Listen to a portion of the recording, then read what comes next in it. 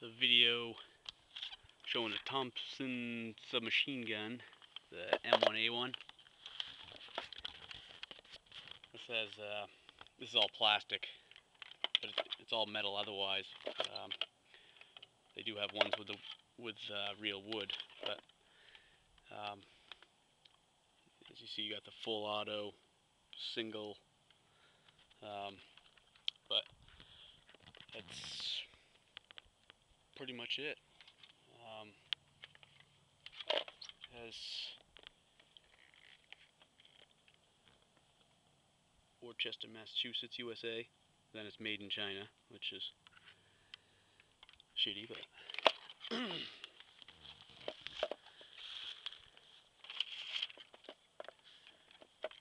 course now the wind picks up.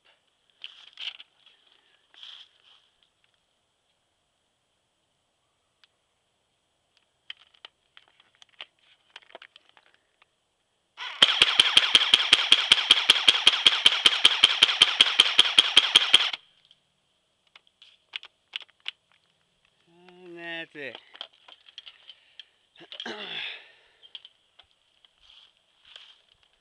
The battery's a little low, so rate of fire is not as fast, but